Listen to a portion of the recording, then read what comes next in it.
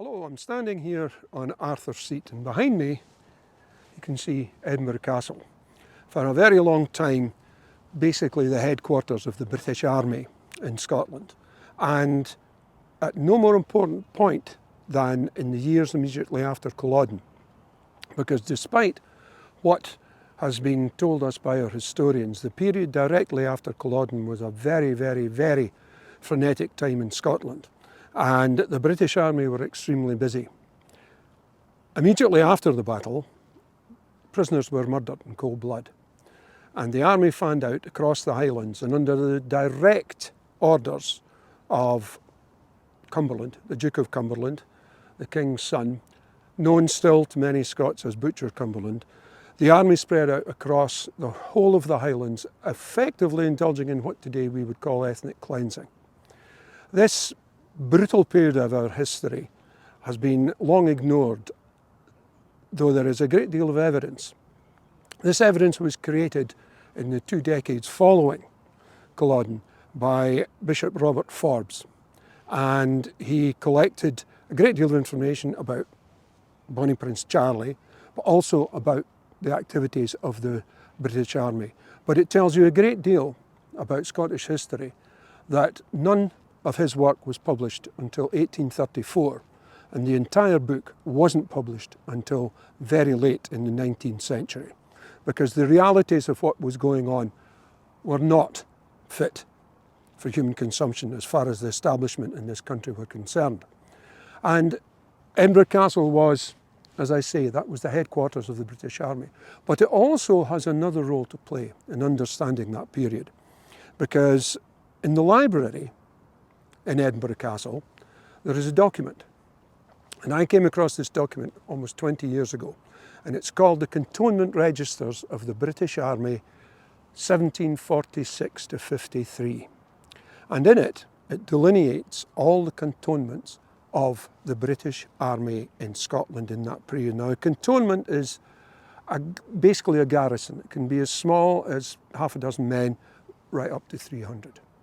And there were hundreds of these across Scotland. And what this document, which has until recently never been published, what this document clearly shows is that Scotland was under virtually blanket military occupation for much of the decade following Culloden. And there is a great deal of supplementary information which has been hiding away in books. We have things like what they call situation reports, or sit-reps, from a great many of these small cantonments, many of which contain language referring to the local people, which can only be understood as racist. Now, when I discovered this document in the course of researching cattle raiding, believe it or not, in the period after Culloden, I went to every institution charged with dealing with Scottish history and asked for help to have it transcribed, because it's just a simple handwritten document. And one excuse or another came from them all, generally along the lines, oh, we don't have a budget for that. And I was telling a bunch of students on a course in the old Yes Hub, a course on Radical Scotland, about this document, and I brought the document in with me and I showed it to them. It's 300 pages long, and said I was having trouble transcribing it. So what did they do? They said, can we help? So what happened then was the Stennis Historical Society was formed, and the pages of the register were handed out and people did a section each. And in a matter of a couple of months, we actually had a complete transcription of this document, and we could have it on computer for the first time. However, the brave souls of the Stennis Historical Society did not stop there, because several of them went out and found further information in museums, in places like Lewis and in Inverness. And further work was also done into the period in the National Library of Scotland here in Edinburgh. And the end result of this was that we located over 600 of these different cantonments.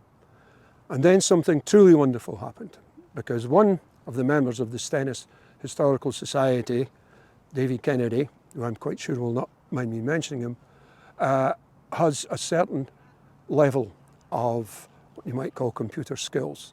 and he developed an interactive map. And that interactive map is now available online at Stennis Historical Society. And on it you can see all of the different kinds of cantonment registers, the periods that they were used, and of course the extent of them all 600 of them. And it is a wonderful document, and it is very illustrative of the biggest problem Scottish history has, which is that those charged with being in control of our history, the Scottish historians, have ignored this period. They've been happy to bow the knee to the British establishment and not talk about what actually happened in the 18th century. And it took a bunch of dedicated amateurs to actually bring this information out. And it is now available, and the period is now undergoing a major renovation. But there was one other thing came out in the course of doing the research into the cantonment registers and the period that we now call the occupation. And that is, we came across reference to the swords that were used by the Jacobite army in 1745-46. Many of them had been made in 1715. They had been manufactured somewhere in either Germany or in the Netherlands, and they all had the same message on them. And it's a message we would do very well to remember today, because the message is simple: prosperity to Shortland and no union. Because the reality is that the Jacobite cause in Scotland was much, much more about Scotland and its freedom than it was about the Stuarts.